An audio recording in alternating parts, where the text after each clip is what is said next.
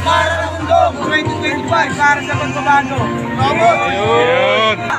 Ulit, pangalan to na. Ayan, sige.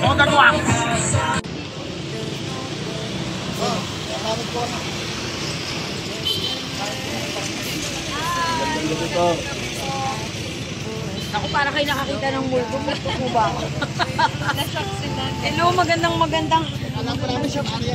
Wow, grabe. Marian talaga. Ano po kayo dito? Ano po? Ano namin eh. Wala lang pong awan lang yan. Chip na dito. Grabe, ang galing-galing mo. Tayo nakakapano mo ba? Baka mamaya mas...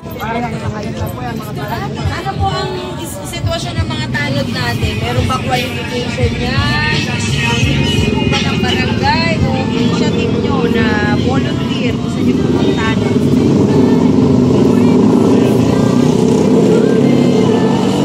Volunteer daw. Kayo naman po, ano ang reason nyo? Bakit gusto nyo maging tanod? Ayaw nyo maging pulis? Wala kami pinag-aralan eh. Kaya, ay, grabe naman. Ganun agad. Pero kumbaga, gusto nyo kasi matutukan yung barangay ninyo. Okay. Kayo po. Pero nakakagaan ba sa loob kapag nagsiservisyo sa barangay ng Kusa? Wow. So, ikaw ate. Sa pagiging tanod ko, pakain po ba kayo bago kayo lumabas? Oo naman. Energy. Gaano oras po ba yung pagro-ronda ninyo po? 10 to 4. Ay, hanggang umaga. Oo. Kaya nyo po yun. Mamasada pa po. Tapos matutulog kayo anong oras? isang oras po. Depende. Tapos babiyahe pa yung iba. Mabiyahe pa ano. Grabe naman pag-volunteer yan. Hindi lang po kayo volunteer, kundi isang bayani. Na sana bayani na hindi mamatay. Bayani po na buhay pa. Hindi, dahil nagja-joke lang ako. Sabihin, talagang yan pong ginagawa ninyo, maganda po yan. Pag lahat tayo sa Maynila, gagawin din natin yan.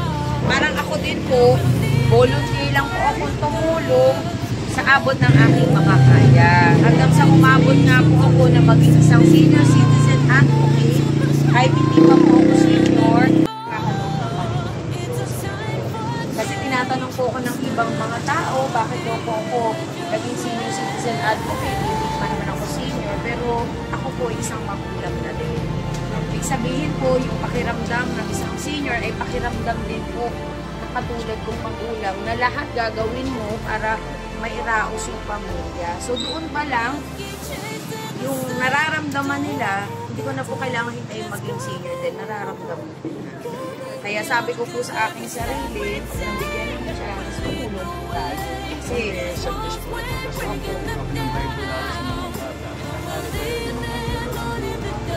huwag po kayo mag-alala tayo. Kahit na buhay na coloring book o 3D po, gagawin natin. Kasi bago po ako naging senior citizen advocate, mga kabataan po ang tinutukan ko dahil nga, syempre kailangan natin gabayan. Halimbawa, tayo po, volunteer tayo, may pagmamahal, pero yung susunod na generation, kailangan turuan natin kasi pag nawala tayo sa mundo, sino magpapatuloy po yan?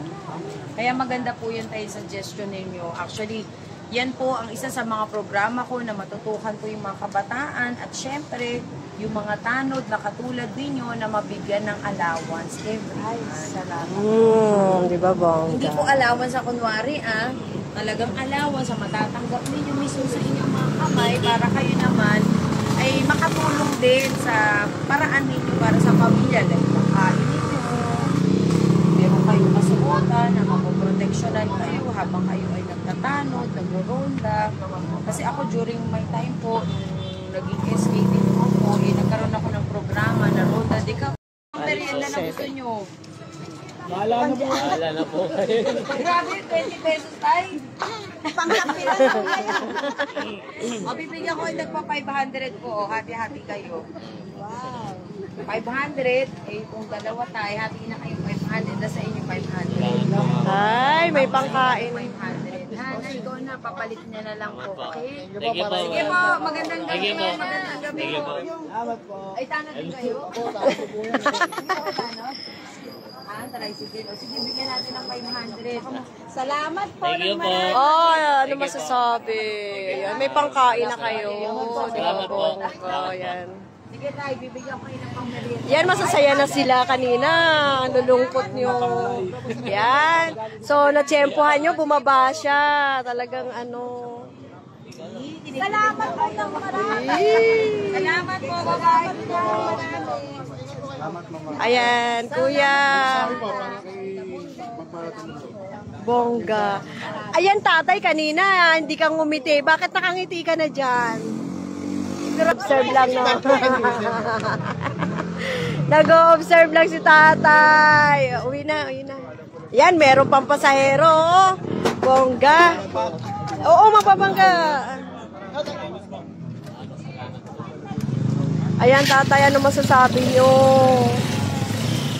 Masasabi ko po, unang-una, maraming salamat sa Panginoon. Sana magwagi siya para lahat ng nangangailangan ng tulong kasi nababasa naman sa kanyang kalooban. Opo, nabasa mo siya. Makikita naman sa kalooban, hindi yung desire niya. Oo, di ba? Salamat po, tay. Tay Ado. Brother Ado. Thank you. Yan. Ayan o, nagpakabit na siya. Tricycle mo yan, kuya? Yes, mom. Ayan o. Woo! Tapos may isang tarpaulin na ano. Kuya, bakit nagpakabit ka niyan? Ha, anong masasabi mo? Matipuan natin.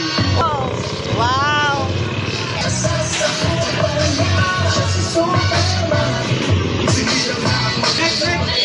Ayan o, sa'yo yan, kuya. Wow. Ayan, si Super Mara o. Pakabit si kuya ng tarpaulin. Ano masasabi mo? Ngayon mo lang ba nakita si Mara Tamundong? Ah, bongga. Na anong nararamdaman mo ngayon? Ito, di kita mo yun. Oo. Nababalit Oh, nababalitaan mo na sila. Nababalitaan mo na siya. Ay. Dahil ko sila yung BBM lang ako. Ay, talaga. Ay, talaga. Malakas lang ang nila.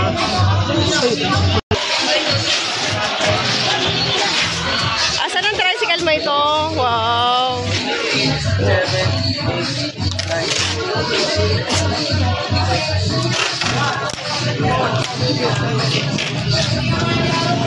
Nandiyan na lang. Ayan, tricycle mo rin yan. Tricycle mo rin. Kaninong tricycle yan? Ayan. Sa amin nila? Bongga, no? Oo, kapag balik ka lang, 10 lang muna.